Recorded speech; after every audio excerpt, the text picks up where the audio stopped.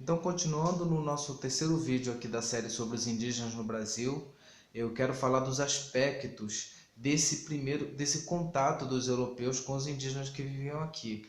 Então, o primeiro aspecto que eu quero citar é a questão do choque cultural. Existiu um choque cultural entre indígenas e europeus, entre europeus e indígenas, né? Foi um choque recíproco.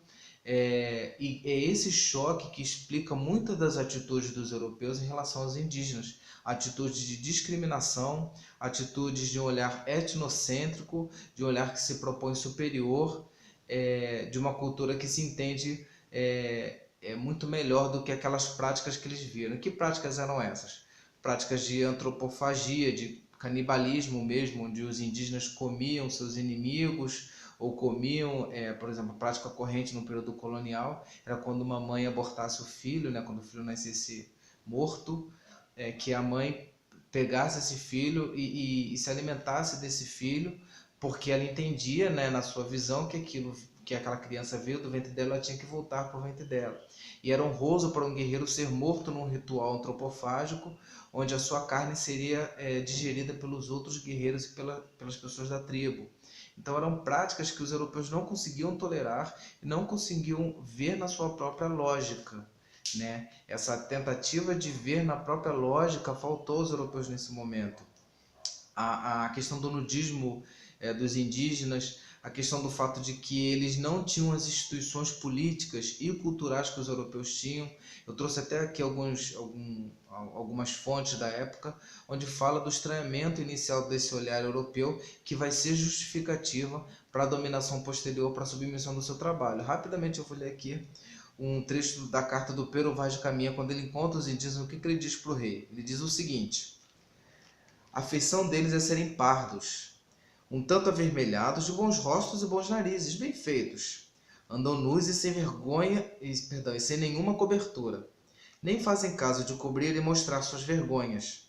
E estão acerca disso com tanta inocência como tem em mostrar o rosto. Já é um primeiro momento de estranhamento, essa prática do nudismo dos indígenas. E o Pero Magalhães de Gândavo dizia: a língua deste gentio, toda pela costa, é uma, carece de 3 letras. Não se acha nela F, nem L, nem R, coisa digna de espanto, porque assim não tem fé, nem lei, nem rei. E desta maneira vivem sem justiça e desordenadamente. Então, o Pero Magalhães Gândavo, ele já leu o indígena no signo da falta. É exatamente isso que eu tenho falado nos vídeos anteriores. No signo da carece de fé, de rei e de lei. E ele continua o relato dele. São estes índios muito desumanos e cruéis. Não se movem a nenhuma piedade. Vivem como brutos animais sem ordem nem conserto de homens. São muitos desonestos e dados à sensualidade, e entregam seus vícios como se neles não houvera razão de humanos.